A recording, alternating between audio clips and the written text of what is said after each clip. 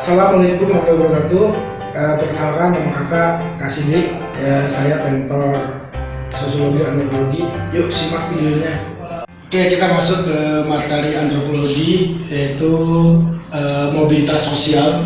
Ya, kakak terangin bahwa kakak udah buat mind mappingnya untuk materi mobilitas sosial.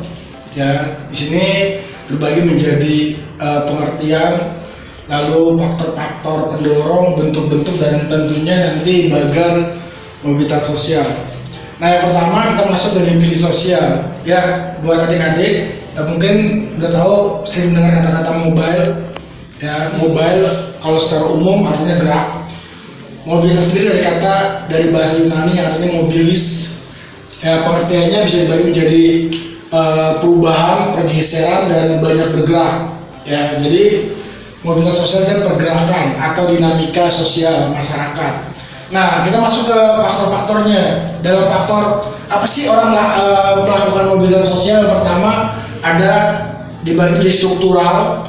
Struktural itu pekerjaan dan ekonomi. Ya, seperti yang pada umumnya ekonomi ini kan pada umumnya dibagi menjadi 3 tahapan. Ada yang namanya ekonomi, ya, ada yang namanya upper class. Upper class itu kelas atas. Ada yang middle class. Ya, middle class ini kelas menengah. Ya, dan ada yang namanya lower class. Ya, kelas bawah. Tentunya kita pasti maunya berada di posisi upper class. Nah, makanya karena pada dasarnya manusia ingin kebutuhan terpenuhi, makanya mereka berada di posisi keinginannya pengen ada di upper class. Nah, ini salah satu penyebab orang melakukan mobilitas sosial. Lalu sosial sendiri. Nah, kenapa sosial? Dalam ilmu antropologi dan sosiologi juga yang namanya sosial, di sini ada ya pembagiannya. Jadi ketika definisi tentang sosial dan juga yang menyebabkan dia melakukan mobilitas sosial, biasanya karena ada penyebab sosial, diantaranya adalah ada namanya achievement, ya, ada yang namanya status sosial. Status sosial di sini status sosial, bahwa status sosial dibagi 3, ya. Masih ingat nggak tadi pembagian status sosial? Oke, kalau belum ingat kakak akan jelaskan kembali apa saja status sosial. Yang pertama, status sejak lahir. Namanya apa? Ascribed. Ya, status sejak lahir. Jadi kalau kita terlahir dari keluarga orang tua yang mapan, ya kita tentu bersyukur. Tapi kan ini harus dipertahankan. Lalu ada yang namanya status achieved. Ada lagi yang namanya sign. Ya, ini status yang diperjuangkan.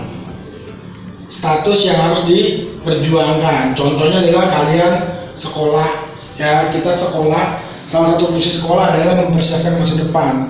Nah, ini lalu ada yang namanya assigned status. Apa itu? Status yang diperoleh dari penghargaan karena kita bergerak di bidang tertentu. Contoh, ya, ini status dari penghargaan loyalitas dan dedikasi. Ya, contohnya adalah misalnya Bapak Ekonomi, ya, seperti Adam Smith. Lalu Bapak Proklamator, ya, seperti Soekarno Hatta. Itu dari sosial. Lalu keadaan ekonomi. Nah, ini yang paling pengaruh tadi. Ini sudah dijelasin tadi struktur secara ekonomi. Nah, ini ekonomi untuk masyarakat sendiri, ya. Lalu yang berikutnya adalah faktor orang mampu melakukan mobilitas sosial. Nih, pada dasarnya manusia itu kepo. Ya, apa itu kepo? Pengen tahu. Yaitu ingin melihat daerah lain. Jadi ketika ingin melihat daerah lain, nanti bisa menetap, ya, bisa bermigrasi dan sebagainya. Lalu situasi politik, ya, situasi politik suatu bangsa itu kan dinamis. Ya. Lalu kita masuk ke mobilitas, ya, jadi bentuk-bentuk mobilitas. Ya, bentuk-bentuk mobilitas sosialnya bagi dua umumnya. Ada mobilitas vertikal.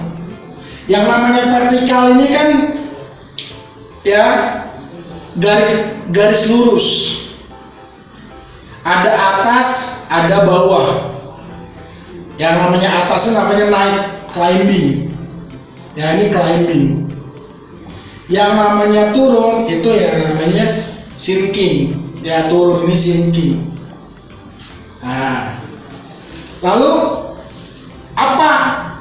kapan kita mendapatkan mobilitas naik dan kapan mendapatkan mobilitas turun? Yang pertama, naik, ya, contoh sederhana adalah ketika seorang office boy, ya, dia bekerja keras, belajar, lalu sekolah kembali, ya, mungkin paginya, siangnya dia kerja, malamnya dia kuliah, lalu dia ketika lulus dia mendapatkan jabatan jadi direktur misalnya.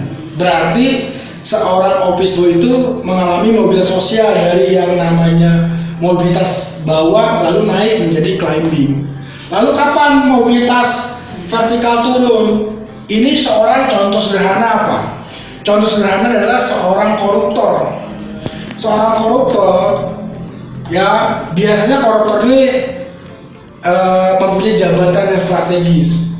Punya jabatan tapi nggak pernah puas, kalau dia melakukan korupsi di instansinya atau kantornya, lalu ketahuan, ketangkap, nah dia mengalami proses mobilitas sosial yang namanya turun. Lalu yang kedua adalah mobilitas horizontal. Nah, ini adik-adik, mobilitas horizontal ini berarti garis tegak, ya, sejajar, searah. Ya, contoh, ya, ketika seorang bekerja di kantor A, ya, jabatannya misalnya marketing, lalu dia nggak betah pindah ke perusahaan B, jabatannya pun tetap marketing, itu berarti dia melakukan mobilitas yang namanya horizontal. Ya, dalam beberapa versi mobilitas horizontal juga tidak hanya berhubungan dengan pekerjaan, tapi juga bisa seorang pelajar. Ya, contohnya adalah ketika pelajar A sekolah di Jakarta, ya, lalu ayahnya tugaskan ke Amerika. Nah, ketika di Jakarta dia duduk di bangku sekolah SMA. Nah, ketika dia di Amerika pun dia duduk di bangku sekolah SMA juga. Berarti itu dia tetap melakukan mobilitas horizontal walaupun dia menganggap bahwa Amerika lebih maju daripada Indonesia. Nah, itu salah satu contoh mobilitas horizontal. Oke, sampai sini paham ya? Lanjut kita masuk ke yang namanya bagan mobilitas sosial. Nah, ini perkembangan mobilitas sosial, ini kakak jelasin secara bagan, secara umum, ya. Ya, ini kakak hapus. Yang pertama, ada beberapa bagan mobilitas sosial untuk menjelaskan secara keseluruhan. Contoh, ini digambarkan, ya, segitiganya laki-laki, ya, lingkaran ini adalah wanita, ya, atau perempuan. Di sini ada seorang ayah atau bokap, ya, dia berprofesi sebagai petani. Lalu ibunya atau nyokapnya hanya sebagai ibu rumah tangga. Tentunya, ya, orang tua ini diikat oleh perkawinan. Lalu dia punya keturunan nih, ya, ini keturunannya nih, ya, keturunan, ya, anak laki-laki, ya, kakak namanya putra. Sebagai putranya dia sebagai dokter. Ya, sedangkan anak perempuannya kakak namanya putri sebagai asisten rumah tangga. Nah, maksudnya apa? Di sini akan jelaskan pergerakan mobilitas sosial. Jadi, ya, pergerakan mobilitas sosial itu ada yang namanya mobilitas, ya, antar generasi, mobilitas intergenerasi, dan mobilitas intragenerasi. Nah, di sini kakak akan jelaskan dengan menggunakan bagan. Ya, contoh, seorang bapaknya petani. Walaupun bapaknya petani, tapi si putra ini bisa menjadi dokter. Berarti si putra ini dilihat dari garis dari orang tuanya, dia melakukan yang namanya antar generasi naik. Antar generasi naik. Nah, antar generasi naik. Kenapa? Karena bapaknya cuma petani tapi dia bisa menjadi dokter. Ya. Oke, berarti jelas generasi si bapak dengan generasi anak. Walaupun bokapnya petani tapi si putra bisa jadi dokter. Berarti si putra telah melakukan proses antar generasi naik. Nah, lalu kapan melakukan intergenerasi? Nah, yang namanya intergenerasi si putra itu sendiri. Si putra walaupun bapaknya seorang petani, tapi dia tetap punya cita-cita yang tinggi. Nah, ini patut contoh nih si putra ini. Dia punya cita-cita yang tinggi bahwa dia sukses. Makanya dia perjuangan dia belajar dengan sungguh-sungguh dan tentunya dibantu dengan orang tuanya. Berarti dari putra itu sendiri telah melakukan yang namanya ya intragenerasi naik. Ya, si putra itu sendiri melakukan intragenerasi naik.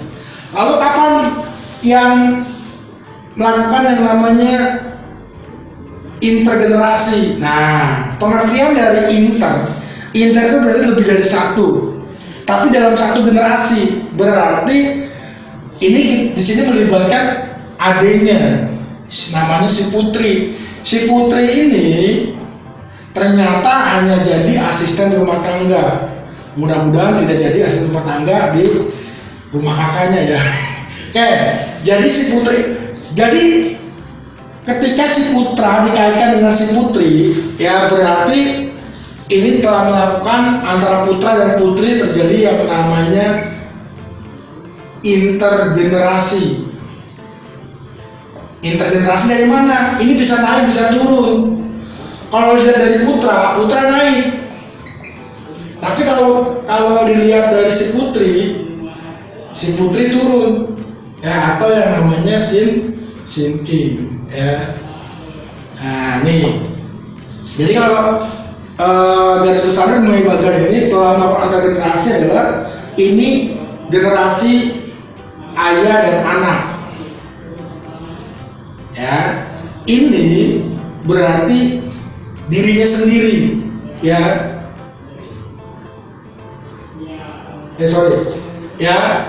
ini berarti kakak dan adik. Nah, berarti intragenerasi dirinya sendiri.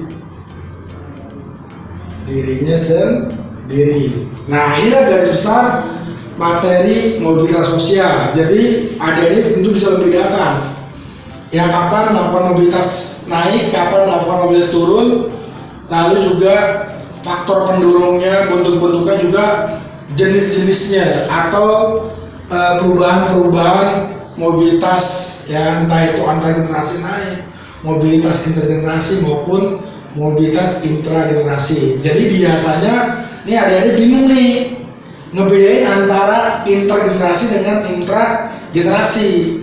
Tapi kalau antar generasi dari kalimat aja dari katanya sudah jelas antar. Yang namanya antar berarti beda generasi ayah dan generasi anak. Nah, biasanya di sini kakak sering nemuin siswa bingung membedain mobilitas intergenerasi dan mobilitas intragenerasi. Nah, ini aku dijelasin bisa menggunakan dari kayak jelasin bagan, mudah-mudahan paham ya. Nah, di sini tadi dijelasin, di sini kuncinya bahwa intergenerasi adalah generasi yang sama walaupun dia adik kakak, karena adik kakak biasanya selisihnya tidak terlalu jauh ya, bisa 1 tahun, 2 tahun atau 3 tahun, berarti masih generasi yang sama tapi dia beda nasib. Nah, kalau intraliterasi diri sendiri, intra dalam diri sendiri, berarti dia udah berjuang. Walaupun orang tuanya petani, tapi dia sendiri sangat mampu menjadi dokter. Sampai sini dulu penjelasan kakak, lain kali kita ketemu lagi. Ya.